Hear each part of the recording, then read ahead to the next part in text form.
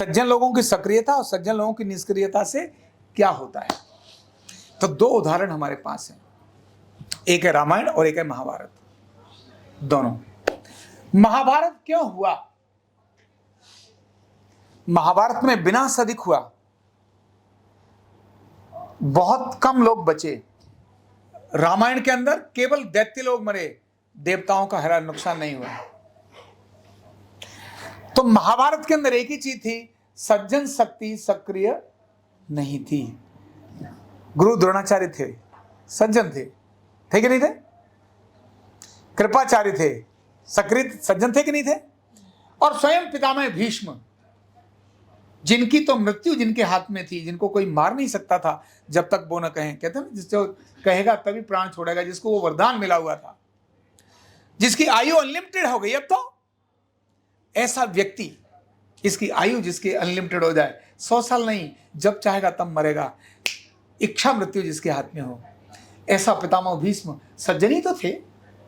उन्होंने तो कहा, ये राज्य जब तक मैं हूं, मैंने राज्य सुरक्षित नहीं देख लूंगा तब तक मैं अपने प्राण नहीं छोड़ूंगा। उनकी कमिटमेंट थी। ध्यान रखना, उसी के अंदर लाक्षागृह हुआ। क्या हुआ? लाक्षागृह हुआ। यानी पांडवों को लाक्षागृह के अंदर, पांडव थोड़ी संख्या है, कौरव ज्यादा संख्या है। कौरव मतलब दैत्य पक्ष, मतलब नकारात्मक सोच, मतलब डिस्ट्रक्टिव सोच, जिसका मतलब प्रॉब्लम्स वाले लोग। और पांडव मतलब कौन? पॉजिटिव सोच, क्रिएटिव लोग, है ना, सकारात्मक लोग, कंस्ट्रक्शंस वाले लोग। ये पांडव और कौरव दोनों मानसिकताएं हैं जो सब जगह मिलती हैं, सब जगह मिलती हैं। एक डिस्ट्रक्टिव होते हैं और एक कंस्ट्रक्टिव होते हैं, एक सकारात्मक होते हैं, एक नकारात्मक होते हैं। ध्यान रखना, कौरवों और पांडवों के बीच में ये सज्जन शक्ति भी थी। गुरु द्रोणाचार्य, कृपाचार्य, है ना। और ये चीर हरण हो रहा है द्रौपदी का, चीर हरण हो रहा है, लेकिन ये सब ऐसे बैठे हैं, क्या करूं, मानता ही नहीं है, बहुत बार बोला, मानता ही नहीं है, मैं क्या करूं। अरे दुर्योधन, मारो थप्पड़, गल पर जड़ो, पिजट, क्या कर रहा है बदतमीजी, ये क्या तरीका तेरा, एक थप्पड़ जोर से मारा, साइड हो जा। ये करने की जगह, अरे उसको कौन छुए जिसके हाथ में मृत्यु हो। लेकिन सज्जन शक्ति है, हो रहा है खराब, लेकिन फिर भी ऐसी पड़ी है सज्जन शक्ति। अगर सज्जन शक्ति सक्रिय होती तो क्या इतना दुर्योधन की ताकत थी? नहीं थी। क्या धृतराष्ट्र की ताकत थी? धृतराष्ट्र भी देख रहे हैं, लेकिन क्या बताऊं, मोह, पुत्र मोह, कुर्सी का मोह, ये सारे मोह, ऐसी स्थिति सज्जन शक्ति जब किसी मोह से जुड़ जाती है तब ऐसी स्थितियां होती है। ध्यान रखना इस बात को। चीरहरण हो रहा है, लाक्षागृह नहीं, वहां पर वो पासे खेल रहे हैं और पता है कि दाव पर, युधिष्ठिर ने दाव पर क्या क्या लगा दिया और वो सब देख रहे हैं, फिर भी युधिष्ठिर को टोक नहीं रहे। रुक जाओ, ये क्या कर रहे हो, स्टॉप, दूध की राह खत्म, गलत होती है चीज, नहीं करनी चाहिए। टोका नहीं, रोका नहीं, निष्क्रिय थे, देख रहे थे, रो रहे थे, लेकिन फिर भी क्या थे? निष्क्रिय थे, एक्शन में नहीं थे। जब एक्शन में नहीं थे तभी कृष्ण को ये सब करामात करके दिखानी पड़ी। तो इधर क्या थे? सज्जन शक्ति निष्क्रिय होने के बाद कारण से क्या हुआ? महाभारत हुआ। क्या हुआ? महाभारत हुआ। और कौन मारे गए? ये सभी सज्जन लोग जो निष्क्रिय थे, ये भी उस समय पर बचे नहीं। क्या हुआ? मारे गए। ये ठीक है, इन्होंने अपने को खुद को मरने के लिए चुना, लेकिन ऐसा नहीं था कि जबरदस्ती मर गए, पर मारे गए। वो सज्जन भी मारे जाएंगे जो निष्क्रिय रहेंगे। इधर सज्जन शक्ति सक्रिय थी राम के समय पर। वह कॉमन लोग, उनका भैया खड़े हो जाओ, चलो भाई तुम ही चलो। राम अपने घर से अपने पिता की सत्ता को सेना को लेके नहीं गए थे जंगल में, ना भैया चले, खड़े हो जाओ, तुम खड़े हो जाओ, चलो। बोले नहीं, वो तो मारेगा। रहा, चिंता ना कर, तू मारना, मैं हूं। सज्जन जो भी लोग थे, यानी किष्किंधा पर जाने के बाद भी सुग्रीव और बाली, उन्होंने देखा बाली सज्जन नहीं है, बाली कि वृत्ति ठीक नहीं है, लेकिन सुग्रीव सज्जन है पर मार खा रहा है। सज्जन लोग मार खाते हैं, मार खा रहा है। उन्होंने कहा चिंता ना करो। हनुमान सज्जन शक्ति के साथ खड़े होते हैं। किसके साथ खड़े होते हैं?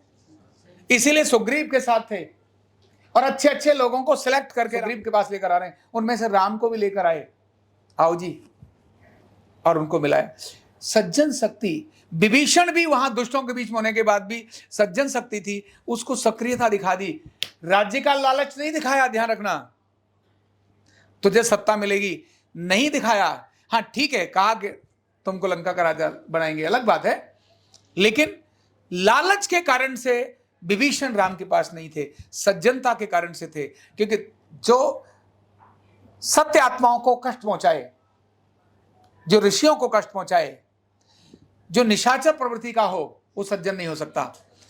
उनमें से सज्जन शक्ति को सक्रिय किया और सज्जन शक्ति को सक्रिय करने के कारण से रामायण लिखी गई। तो सज्जन जहां सक्रिय होंगे वहां पर क्या होगा? राम जैसा रूप होगा, और जहां निष्क्रिय होंगे वहां महाभारत होगा। हर समय समाज के अंदर सज्जन लोग रहते ही है, लेकिन जब भी ये समाज के सज्जन लोग निष्क्रिय हो जाते हैं तभी हरण होता है चीर का, तभी होता है लाक्षागृह, तभी आती हैं समस्याएं। जब ये लोग सक्रिय हो जाए तो समाज की समस्या क्या हो जाएगी? खत्म हो जाएगी। इसीलिए हम न्यूरोथेरेपिस्ट भी सज्जन हैं। हम क्या हैं? लेकिन हमको निष्क्रिय रहना है क्या? सक्रिय रहना है। किसके लिए सक्रिय रहना है? समाज के लिए। किसके लिए सक्रिय रहना है? और उसमें भी दोनों चीजों को गौण रखना है, नीचे रखना है, मैं और मेरा परिवार।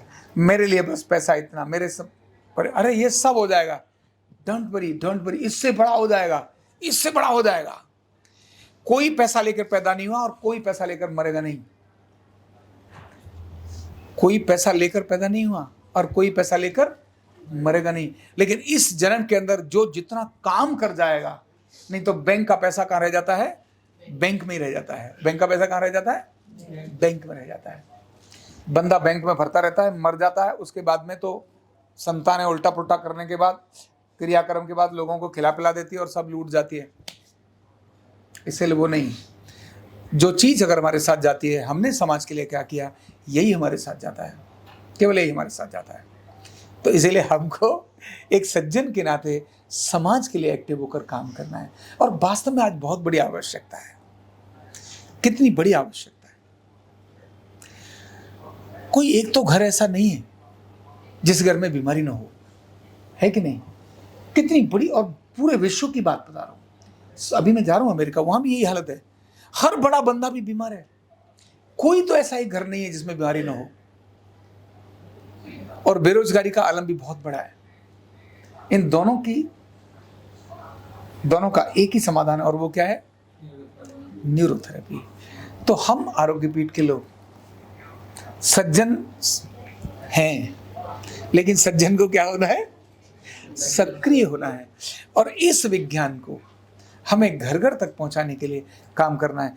आप जो भी सोचते हैं, मुझे जो मिले, आंखें बंद करना, कान बंद कर लेना, वो सब आपके पास आ जाएगा। पैसा चाहिए, पैसा आ जाएगा ऑटोमेटिक। मत दौड़ना पैसे के लिए, पैसा आपके पास अपने आप ही। आप केवल काम के पीछे दौड़ना। किसके पीछे दौड़ना? अगर आप सिर्फ काम के पीछे दौड़े, लक्ष्य के पीछे दौड़े, वो सारी चीजें आपके आसपास होंगी। सिर्फ लक्ष्य, जो मुझे कह दिया मेरे ऑर्गेनाइजेशन ने, जो मेरे संगठन ने कह दिया मुझे ये काम करना है, ओके करना है। बस सोचना तो सोचना खत्म। कह दिया ये काम करना है, बोले ओके हो जाएगा। मैं कहता हूं नहीं दौड़ना। आप जितना सोचो, आदमी को खाना तो 2 ही रोटी होती है, सोना एक ही बिस्तर पर होता है, जो उसका साइज निश्चित है। वो 5 स्टार होटल का भी हो सकता है और एक झोपड़ी का भी हो सकता है ना? है वही। जब भी उसकी तरफ दौड़ेंगे, पैसे की तरफ दौड़ेंगे, तनाव, चिंता, स्ट्रेस, डिप्रेशन और ढेर सारी बीमारियां आ जाएंगी। जब हम कर्म के प्रति दौड़ेंगे, जब हम लक्ष्य के प्रति दौड़ेंगे, ये सब भाग जाएंगी। ये क्या हो जाएगा? भाग जाएंगी। तब हमारे सामने एक ही होगा, उसमें आनंद मिलेगा, आत्मसंतोष मिलेगा, उसी में आनंद और आत्मसंतोष मिलेगा। और जब आनंद और आत्मसंतोष आते हैं ना, ये लक्ष्मी तो अपने आप चलती है। मैं खुद होकर देखता हूं। ऐसे तो हम सोचते हैं 100 करोड़ 50 करोड़ ये होना चाहिए, ये करेंगे वो करेंगे, करने के लिए बहुत बड़ा काम है, लेकिन वो सारे 150 करोड़ प्रधानमंत्री अगर कोई बन गया, राष्ट्रपति बन गया, तो राष्ट्रपति भवन दुनिया का कितना बड़ा आलीशान है, वो रह रहा है ना उसमें। लेकिन चाहिए तो उसको वही 2 चीज ना, रोटी चाहिए, गाड़ी चाहिए, भाई इतना ही तो चाहिए ना, उसको मिल रहा है। एक से एक बड़े जहाज, अगर वो अरबों रुपए खर्च करके बनाता तो भी इतने बड़े जहाज नहीं होते। इतनी बड़ी विशाल सेना, किसकी विशाल सेना है? राष्ट्रपति की है कि नहीं है भाई? राष्ट्रपति की सेना है ना, तो राष्ट्रपति, अब वो राष्ट्रपति बना, इतनी बड़ी सेना उसके पास है, क्या पैसे से परचेज कर पाता? कर्म करते गया भगवान पर भरोसा लेकर। ये सारी चीजें ऑटोमेटिकली अगर वो कर्म नहीं करता तो सिलेक्ट होकर वहां आता क्या? नहीं आता, सिलेक्ट होकर वहां नहीं आता, क्योंकि संगठन ही बड़ी चीज होती है, संगठन। तो आरोग्य पीठ के लोगों को इस बात का स्मरण रखना है, समाज के अंदर सक्रियता रखनी है, यानी हमारी सक्रियता रहे, और हमारे सामने पैसा पहली आवश्यकता नहीं, उद्देश्य हमारा पहली आवश्यकता है, हमारा टारगेट, हमारा लक्ष्य, हमारा संगठन हमारे लिए पहली आवश्यकता है। और जब भी हम ऐसा रखेंगे तो हम वो सब प्राप्त करेंगे जो हमारे विचार और हमारे मन में होता है। बहुत बहुत धन्यवाद। न्यूरोथेरेपी का कंप्लीट कोर्स सीखने के लिए जुड़िए हमारे ऑनलाइन ट्रेनिंग प्रोग्राम से और जानिए करीब 100 बीमारियों का इलाज बिना दवा और बिना मशीन के। इस न्यूरोथेरेपी ऑनलाइन ट्रेनिंग प्रोग्राम से आप घर बैठे बन सकते हैं गवर्नमेंट सर्टिफाइड न्यूरोथेरेपिस्ट। रजिस्ट्रेशन के लिए नीचे दिए गए नंबर पर अभी कॉल करें। और हाँ, हमारे वीडियो को लाइक करना, शेयर करना और चैनल को सब्सक्राइब करना बिल्कुल भी ना भूलें। धन्यवाद।